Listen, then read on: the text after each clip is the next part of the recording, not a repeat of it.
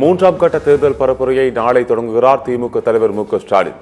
புதுச்சேரியில் தொடங்கி வரும் 9ஆம் தேதி சென்னை அடுத்த படப்பையில் நிறைவு செய்கிறார்.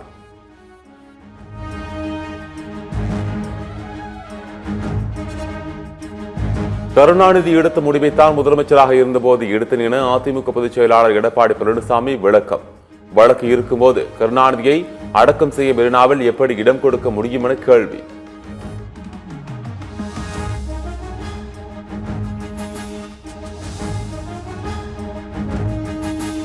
மதுரையில் முதலமைச்சர் மு க ஸ்டாலின் ரோட் ஷோ. திறந்த வழி வாகனத்தில் சென்றவாறு வாக்கு சேகரிப்பு.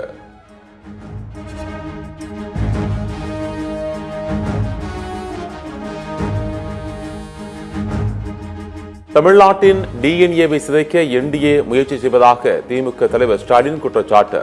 வன்முறை மாடலாக கொண்ட பாஜக மதுரையை மணிப்பூராக மாற்ற துடிக்கிறது என கடும் தாக்கு. அமைதியையும் வளர்ச்சியையும் சகோதர பாசத்தையும் முன்னிறுத்தக்கூடிய தமிழ்நாட்டோட டிஎன்ஏவுக்கு மாறா சொந்த மண்ணுக்கும் சொந்த மக்களுக்கும் துரோகம் இழைக்கக்கூடிய கட்சியா என்டிஏ இருக்கு. புதுச்சேரியில் நடக்கும் மது விற்பனை ஸ்டாலின் கண்ணை உறுத்துகிறது என அதிமுக பொதுச் செயலாளர் எடப்பாடி பழனிசாமி விமர்சனம். தமிழ்நாட்டை போல புதுச்சேரியிலும் கொள்ளையடிக்க திமுக முயற்சி செய்வதாக குற்றச்சாட்டு. திராவிட முன்னேற்ற கழகம் நல்லா தெரியும். திரு ஸ்டாலின் நம்ம நாளைக்கு நாளானிக்கு வருவார் நினைக்கிறேன் தேர்தல் பிரச்சாரத்துக்கு.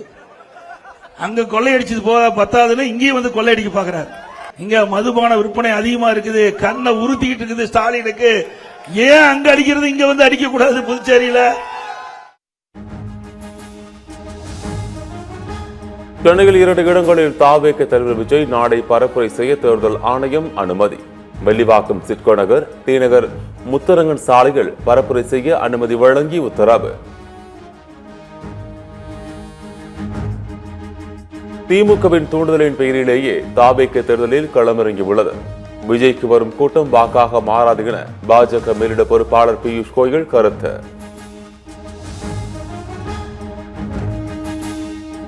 மேலூர் தொகுதி காங்கிரஸ் வேட்பாளராக காஞ்சிபுரம் முன்னாள் எம்பி விஸ்வநாதன் அறிவிப்பு. ஏற்கனவே 27 தொகுதிகளுக்கு வேட்பாளர்களை அறிவித்த நிலையில் மேலூர் தொகுதிக்கு வேட்பாளரை அறிவித்தது காங்கிரஸ்.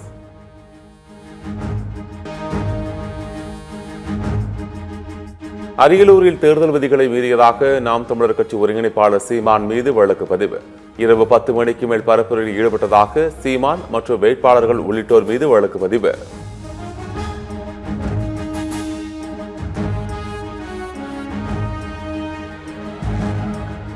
புதுச்சேரி முதலமைச்சர் ரங்கசாமியை பார்த்து பொதுமக்கள் சரமாரி கேள்வி. வீட்டுமனை பட்டா, அரசு வேலை குறித்து கேள்வி எழுப்பியதால் பரப்புரையில் சலசலப்பு.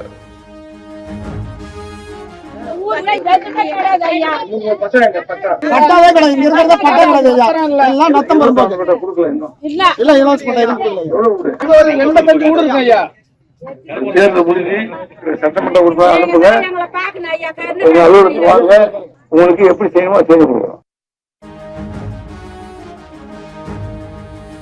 எத்தனை ராகுல் காந்தி வந்தாலும் புதுச்சேரியில் இந்தியா கூட்டணி ஆட்சி அமைக்காது. அப்படியே ஆட்சி அமைத்தாலும் மத்திய அரசின் அனுமதி பெற்றுதான் எந்த திட்டத்தையும் செயல்படுத்த முடியும் என அமைச்சர் நமச்சிவாயம் பேட்டி.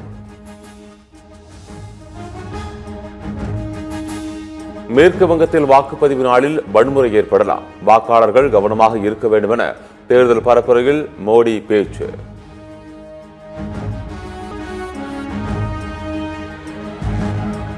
மேற்கு வங்கத்தில் மீண்டும் திரிணாமுல் காங்கிரஸ் ஆட்சிக்கு வராவிட்டால் வங்க மொழியை பாஜக குழி தோண்டி புதைத்துவிடும்.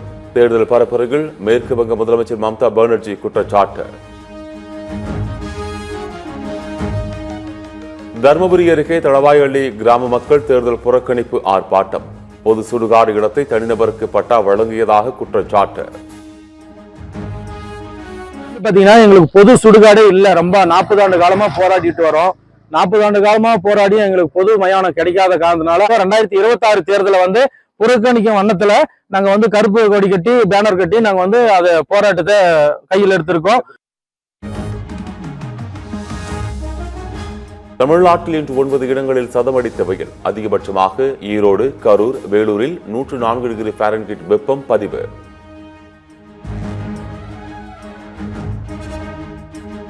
கள்ளக்குறிச்சி மாவட்டத்தில் சின்னச்சேலம் அதன் சுற்றுவட்டார பகுதிகள் மிதமான மழை. வெப்பம் தணிந்து குளிர்ச்சியான சூழல் நிலவுவதால் மக்கள் ஆறுதல்.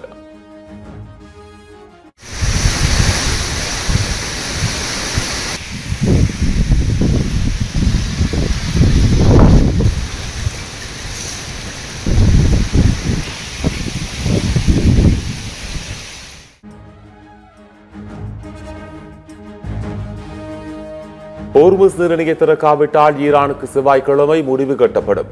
மின் நிலையங்கள், பாலங்களை தகர்த்து ஈரானுக்கு நரகத்தை காட்டுவோம் என அதிபர் டிரம்ப் மிரட்டல். குழப்பத்தை ஏற்படுத்தும் கருத்துக்கள் மூலம் தனது தோல்வியை நியாயப்படுத்துகிறார் அதிபர் டிரம்ப். அமெரிக்காவின் படையெடுப்பையும் ஆக்கிரமிப்பையும் முற்றிலுமாக நசுக்குவோம் என ஈரான் எச்சரிக்கை.